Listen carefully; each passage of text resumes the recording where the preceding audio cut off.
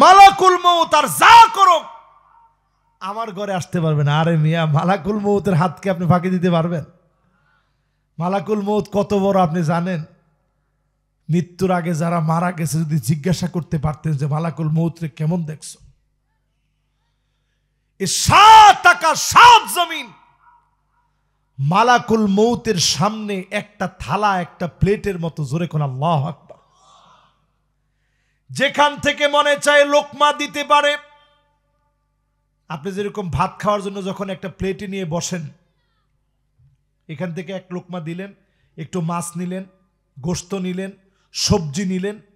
আপনি যেমন ক্লান্ত হন না, সারা দুনিয়ার সব মানুষ, সব মাখলুকের মৃত্যু নিশ্চিত করতে মালাকুল মউতের কোনো কষ্ট হয় না।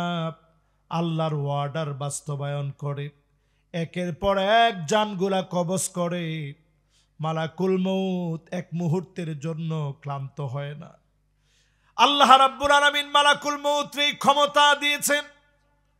কিন্তু এমন কিছু মানুষ আছে, এদের ঘরের ভিতরে জান্নাতি রহমত বরকত গুলা হারায় যায়, ইসলামের বরকত শূন্য হয়ে যায়, রহমতের ফেরেশতা আসে না। এক নম্বরে কাতিউর রহিম, আত্মীয়তার সম্পর্ক যারা ছিন্ন করে, ওই ঘরের ভিতরে রহমতের ফেরেশতা যায় না। এখন আমাদের ভিতরে এরকম ঘর এখন আছে না নাই? সবাই তো কয় না। বোন যদি সম্পদ নিতে আসে, লাঠি নিয়ে রেডি, আইসে দেখ, আইসে দেখ, খালি সম্পদ লিবু না। কি কয়? বিয়ের সময় 1 গাদা টাকা দিয়েছে, আইসে দেখ, সম্পদ লিবু না, সম্পদ দিবার লয়। ঠিক কিনা বলেন? দেখেন এখন কেউ ঠিকঠাকও কয় না, সবাই চুপ করে রয়েছে যে হুজুর এই ওয়াজটা আপাতত না করলেও হয় হুজুর আমাদের এলাকায়। এবার আপনি চিন্তা করেন, আমরা বারবার স্লোগান দিচ্ছি আল কোরআনের আলো ধর বেড়া। আমরা কি আর ঘরে ঘরে জ্বালানোর কথা এখন আর কই নাকি? তো ডাইরেক্ট আছে এখন। বলেন তো সবাই আমার সাথে, আল কোরআনের আলো নারে তাকবীর। আল কোরআনের আলো যদি ঘরে ঘরে জ্বালানো থেকে যদি আমরা সংসদ পর্যন্ত যেতে পারি, তাহলে আপনি কি মনে করেন সম্পদ লিবার আইসু? এ কথা বললে পিঠের চামড়া থাকবে আপনার?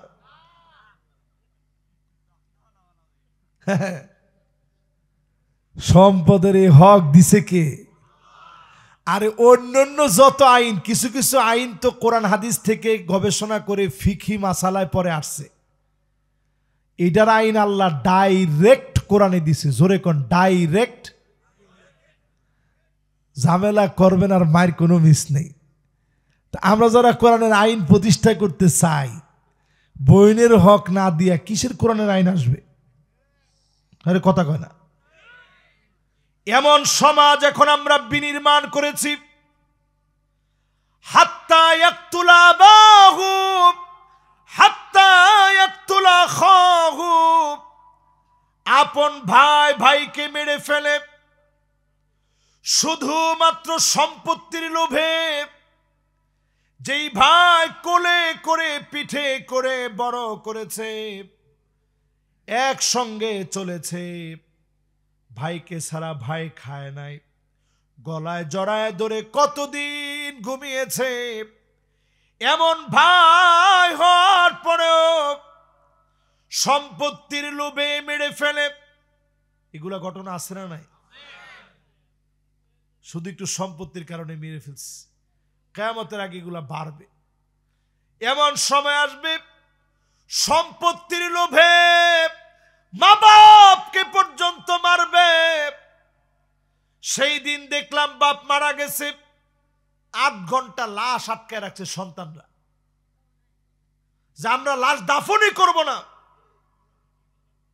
আগে সব সম্পত্তি বুঝাই দেওয়া লাগবে। আরে মুসলমান, কি সম্পদের পাগল আপনি হইলেন? এই দুনিয়ার ভিতরে একটা বাড়ি হয়েছে, আরো একটা বাড়ি লাগবে। ছোটবেলায় আমার একটা স্বপ্ন ছিল যে যদি একদিন বক্তা হইতে পারতাম। আল্লাহ বক্তা বানাইলো। তখন যখন নতুন নতুন বক্তা আল্লাহ তাআলা কবুল করলো, একটু একটু ওয়াজ করতে পারি। মানুষের ভাড়া গাড়িতে গিয়ে ওয়াজ করতাম। এরপরে স্বপ্ন ছিল যদি একটা গাড়ি হইতো খারাপ না। আল্লাহ একটা গাড়ি দিল। আল্লাহ কত ইজ্জত সম্মান দিল। এর একদিনের জবাব যদি আল্লাহ জিজ্ঞাসা করে যে এক রাতের জবাব দে, বেশি রাতের জবাব লাগবে না। আল্লাহর কসম, আমি কেন বাংলাদেশের একটা বক্তা এক কদম সামনে যেতে পারবে না। আমার ঠিক কয় না? আপনাদের ঠিক করলেন না? যেই সম্মান আপনারা আমাদেরকে দেন, যে টাকা পয়সা আপনারা আমাদেরকে দেন, এরপরে আবার আগে ফুল টাকা না নিয়ে এখন বক্তারা আসে না। ওমা ঠিক তো কয় না? আপনি এই কর্তৃপক্ষরে জিজ্ঞাসা করেন আমি আগে টাকা নিছি কিনা। না মিয়া, আন্দাজি গর্বতায় কইেন না। আমি পকেটে কোনো টাকা নিয়েই ওয়াজ করি না।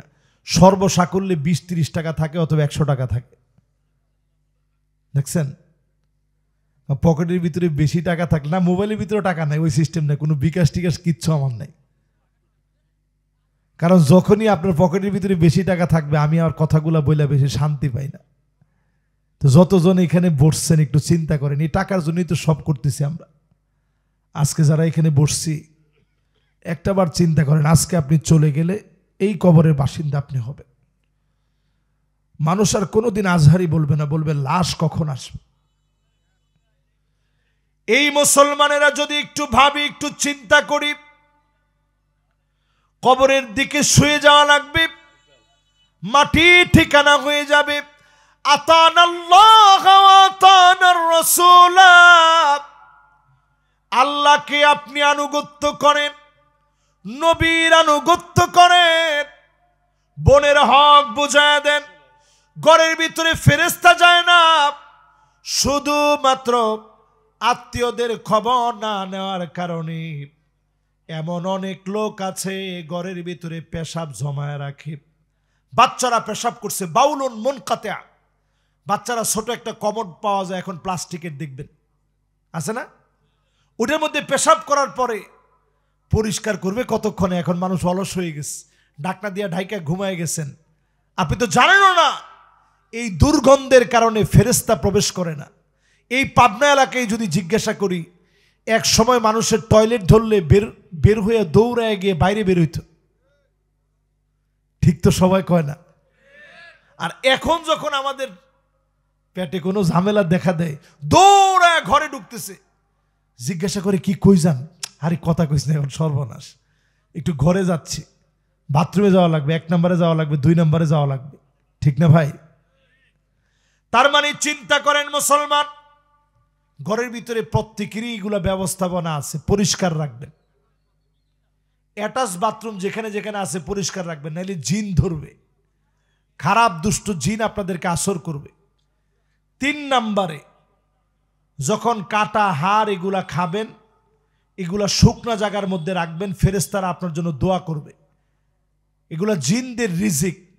জিনরা যখন এগুলার মধ্যে হাত দিবে, আল্লাহ তাআলা রিজিক দিয়ে দিবে। যখন এগুলাতে পানি ঢেলে দিবেন, তার রিজিক আপনি নষ্ট করলেন। এই রিজিক নষ্ট করার কারণে সে আপনার প্রতিশোধ নেওয়ার চেষ্টা করবে। আপনি ধরেন সূরা ইখলাস, ফালাক, নাস ফজরের পরে পড়ছেন, মাগরিবের পরে পড়ছেন, আয়াতুল কুরসি পড়ছেন, আপনারা কিছু করতে পারে নাই। ছোট বাচ্চাটারে ক্ষতি করবে। তারে ক্ষতি করতে না পারলে আপনার স্ত্রী চুলগুলো ছেড়ে দিয়ে শুয়ে আছে, তারে ক্ষতি করবে। এই জন্য প্রত্যেকে ঘরটাকে পরিষ্কার রাখবেন, টয়লেটটারে পরিষ্কার রাখবেন। বাথরুমে যখন ঢুকবেন, আল্লাহুম্মা ইন্নী আউযু বিকা মিনাল খুবসি ওয়াল খাবাইস পরে ঢুকবেন। এরপরে যখন আপনি পাকঘরে ঢুকবেন, বিসমিল্লাহ বলে পাকঘরে পা দিবেন। এখানে সবচেয়ে দুষ্ট জিনেরা পাকঘরের মধ্যে থাকে। এরপরে যখন আপনার বিছনার চাদরটা আপনি সুন্দর করে বিছিয়েছেন, একটু নাড়াচাড়া দিয়ে শোবেন, আগেই শোবেন না। এখানে জিনের একটা বাচ্চা হয়তো খেলাধুলা করতেছে, আপনি গিয়ে এটার মধ্যে শুয়ে পড়ছেন, আপনার ক্ষতি করার চেষ্টা করবে। এখন প্রত্যেকের ঘরে ঘরে গিজার থাকে, গরম পানি। এই গরম পানির টেপটা ছাড়ার আগে আপনি বিসমিল্লাহ বলে ছাড়বেন। জিনেরা এখান থেকে থাকলে সরে যাবে। হঠাৎ করে গরম তার পানিটা লাগার কারণে জিনের বাচ্চাটা মারা যেতে পারে। যদি মারা যায় তাহলে আপনার ক্ষতি করবে। রহমতের ফেরেশতা ঢুকে না ওই ঘরের ভিতরে, যেই ঘরের ভিতরে ঝুনঝুনি আছে। কি আছে? এখন ঝুনঝুনি আমাদের ছোট ছোট বাচ্চাদেরকে দেখবেন নূপুর কিনে দেই, নূপুরের ভিতরে দেখবেন ঝুনঝুনি থাকে, ঝুনঝুন ঝুনঝুন করে আওয়াজ হয়। এটা আস্তে করে একটু ফাঁকা করে দিয়ে ভিতরের যেটা দিয়ে আওয়াজ হয়, ওই ছোট্ট একটা দেখবেন এরকম কালো জিরার মতো ছোট্ট একটা লোহার খণ্ড আছে, বল আছে, এটা ফেলে দিবেন। তাইলে আর জিন আপনাকে সমস্যা করবে না। ঘরের ভিতরে রহমতের ফেরেশতা থাকবে। আল্লাহর অশেষ মেহেরবানি, স্বৈরাচারদের ছবি মাথার উপরে টানায় রাখতে হতো, ঠিক কিনা বলেন? একদিকে বাবার ছবি, একদিকে মেয়ের ছবি, মাদ্রাসার ভিতরে পর্যন্ত রাখতে হয়েছে। আপনি কি করবেন? আমাদের মাদ্রাসার ভিতরে আমি একটা বুদ্ধি দিছিলাম, পরে বুদ্ধিটা বাস্তবায়নও হয়েছে যে একটা পর্দা লাগাই দেন। তো পর্দা লাগানোর পরে একবার দলীয় নেতারা গিয়ে জিজ্ঞাসা করতেছে, পর্দা লাগাইছেন কেন? কারি টিকটিকির লেদা টেদা, তারপরে তেলা বোকার লেদা টেদা পড়লে একটা অসম্মান হয় না, এই জন্য এটার একটু সম্মানের সাথে এটাকে ঢেকে রাখছি। আপনারা যেদিন আসবেন ওই দিন খুলে দিব, আর যেদিন আপনারা থাকবেন না সসম্মানে এটাকে বন্ধ করে রাখি। লা তাদখুলুল মালাইকা বাইতান ফিহি তাসাউইর, যেই ঘরের ভিতরে ছবি আছে ফেরেশতা ঢুকে না রহমতের। এই জন্যই মাহফিল থেকে পরিষ্কার বলি, আল্লাহর আনুগত্য যারা করবেন কোন নেতার কোন ছবি রাখা যাবে না। এগুলো কি মানবেন না শুধু খালি শুনবেন? জোরে কোন মানবেন না শুধু খালি শুনবেন? জিলদু নামির বাঘের কোন চামড়া ঘরের ভিতরে রাখলে রহমতের ফেরেশতা যায় না। যেই ঘরের ভিতরে বাঘের চামড়া থাকবে রহমতের ফেরেশতা যাবে না। যেই ঘরের ভিতরে সুদখোর থাকবে রহমতের ফেরেশতা যাবে না। চক্রবৃদ্ধি হারে যারা সুদ খায় ওই ঘরে রহমতের ফেরেশতা যায় না, ঠিক কিনা বলেন? এবার আসেন 5 নাম্বারের পরে 6 নাম্বার আফসোস শোনাই। বলেন কয় নাম্বার? আওয়াজ করে বলেন কয় নাম্বার? 6 নাম্বার আফসোস শুনেন। 6 নাম্বার আফসোস হলো, মানুষ সেদিন আফসোস করে বলবে, ইয়া লাইতানি ইত্তাখাযতু মা'আর রাসূলি সাবিলা।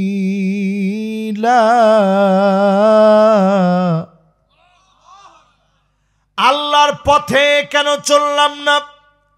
নবীর পথ কেন ধরলাম না? জোরে কোন আল্লাহু আকবার। এবার একটু আমার দিকে তাকান। মাশাআল্লাহ, সবার মনোযোগ আছে? এই আর অল্প কয়েকটা মিনিট কষ্ট দিব, শেষ দিকে চলে আসছি। কয় নাম্বারে জানি আসি না? বেশি লম্বা তো এমনও করবো না, শীতের রাত তো। এই যে আমার হাতের কোরআনটার দিকে তাকায় দেখেন, এটার নাম কি? জোরে বলেন আল কোরআন আল কারীম। কি নাম? এই জমিনে কোরআনুল কারীম কায়েম হোক। 53 বছরে সব দেখা শেষ, আগামী দিনে আসবে আল কোরআনের বাংলাদেশ। আপনারা কি একমত? জোরে কোন একমত? একটু হিম্মত নিয়ে একমত হইতে হবে। যদি একমত না হন আগামী দিনে অনেক বড় মায়ের আসতেছে, আপনি চিন্তা করতে পারবেন না। যেটারে আমি আমার বাসায় বলি আল্লাহর পক্ষ থেকে ঘেডি ধাক্কা। ঘেডি ধাক্কা বুঝেন? কি ধাক্কা? যারা কোরআনের বিপক্ষে অবস্থান নিবে পরিষ্কারভাবে বুঝে রাখবেন, আগামী দিনের ঘেডি ধাক্কা ঠিক যেভাবে স্বৈরাচারকে আল্লাহ ঘেডি ধাক্কা দিয়ে বের করে দিয়েছে, নতুন করে যেভাবে চক্রান্ত করে তারা সফল হতে পারতেছে না, আগামীতে যারাই কোরআনের বিরুদ্ধে দাঁড়াবে গেডি ধাক্কা দিয়ে বের করে দেওয়া হবে, অবস্থান তাদেরও থাকবে না, ঠিক কিনা বলেন?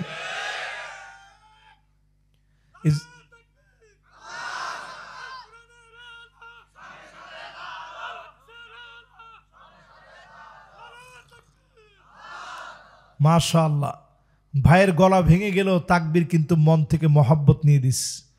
এবার একজনে আরেকজন এমন জোরে দিবেন পুরা মাঠে যেন অন্তত সংসদের আওয়াজটা এখানে হয়। দেখি দেন তো, দেখি একজন।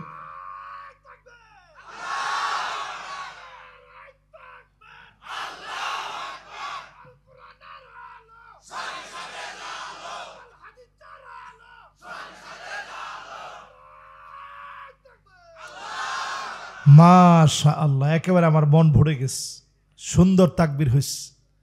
আচ্ছা বলেন তো দেখি, কোরআনের সাথে কি আমাদের শত্রুতা আছে? কিন্তু আল্লাহ রাব্বুল আলামিন বলেন,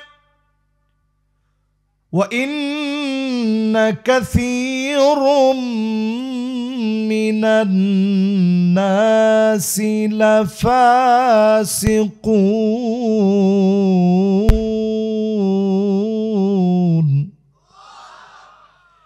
একজন দুজন লোক না, অধিকাংশ লোক হবে ফাসিক, তারাই কোরআনের বিরোধিতা করবে, ঠিক কিনা বলেন? এখন অধিকাংশটা আমরা একটু বুঝাই। বাংলাদেশে ধরেন সর্বোচ্চ ধরেন সব মিলায়া সক্রিয় রাজনীতি করে এরকম লোকের সংখ্যা 4 কোটি, জনসংখ্যা 18 কোটি। 18 কোটির ভিতরে 4 গেলে বাকি থাকে কত? 14 কোটি লোকের ভিতরে সক্রিয় রাজনীতি করে না, মিলায় জিলায় আসি আর কি, যেদিকে বৃষ্টি ওইদিকে ছাতা, আর কথা কয় না। আর সক্রিয় রাজনীতি করে কয় কোটি? এই 4 কোটির ভিতরে এবার চিন্তা করেন ইসলামকে মহব্বত কইরা করে কয় কোটি? অধিকাংশ লোকদের চিন্তা ভাবনা এখন পথটা আমার, এটা ময়লা খাওয়ার পথ দেন আর অটো রিক্সা শ্রমিকদের কোনো একটা পথ দেন, টাকা যেদিক থেকে আসবে ওই পথটা আমার লাগবে। কারণ দুর্দিনে নেতা আপনার পিছনে স্লোগান দিছি, নেতা তোমার ভয় নাই। ও তো ভালোই ট্রেনিং দিছেন। এই ট্রেনিং যারা দিছেন একটু চিন্তা করেন, আদৌ কি নেতা দুনিয়াতে আপনার কোনো কাজে লাগছে? আখিরাতে এই নেতা কোনো কাজে লাগবে না। নবীজি পরিষ্কার হাদিসের ভিতরে জানায় দিলেন, ওয়া ইল্লা লাম ইয়াফিলাহু, পদের জন্য যারা দল করবে, নেতার কাছে যাবে, নেতার বায়াত নিবে, নেতার সঙ্গে থাকবে, নেতা তোমার ভয় নাই, এই মার্কা স্লোগান দিবে, লা ইউকাল্লিমুহুমুল্লাহ। হাদিসটা বুখারীতে আসছে, মুসলিমে আসছে, একটু সার্চ দিয়ে দেখেন। এরপরে আপনি চিন্তা করেন কোন দিকে যাবেন। লা ইউকাল্লিমুহুমুল্লাহ, আল্লাহ পাক কথা বলবেন না। ওয়ালা ইউযাক্কিহিম, মানে দয়া দেখাবেন না। ওয়ালা ইয়ানজুরু ইলাইহিম, মানে তাকাবেন না। কোন লোকের দিকে তাকাবেন না, কথা বলবেন না, দয়া দেখাবেন না? ওই লোকের দিকে যেই লোকটা দুনিয়ার জীবনে শুধুমাত্র ক্ষমতার জন্য নেতার পিছনে দৌড়াদৌড়ি করেছে, ঠিক কিনা বলে? নেতা এতদিন ময়লা খাইছে ওরা, এখন ময়লা খামো আমি। জানেন এটা যে ময়লা খায়, ময়লা কেমনে খায় জানেন? পুরা এলাকার সব ময়লা, এই ময়লা নিয়ে পর্যন্ত বাণিজ্য হয়। ঢাকা শহরে এইগুলা নিয়ে গুলাগুলি হয় যে এই এলাকার সব ময়লা আমার পোলাপান নিবে। হায়রে মুসলমান, কই গেছি আমরা? এই জন্য আফসোস নাম্বার কত? সবাই বলেন। আল্লাহর পথ ধরেন, জমিনে আল্লাহর পথ হলো ইনিল হুকমু ইল্লা লিল্লাহ, আল্লাহ ছাড়া অন্য কারো হুকুম চলবে না। ইন্নাল্লাহা ইয়া'মুরু বিল আদলি ওয়াল ইহসান, আল্লাহ অর্ডার দিয়েছেন আমার জমিনে ন্যায় ইনসাফের ভিত্তিতে বিচার করা লাগবে, ঠিক কিনা বলেন?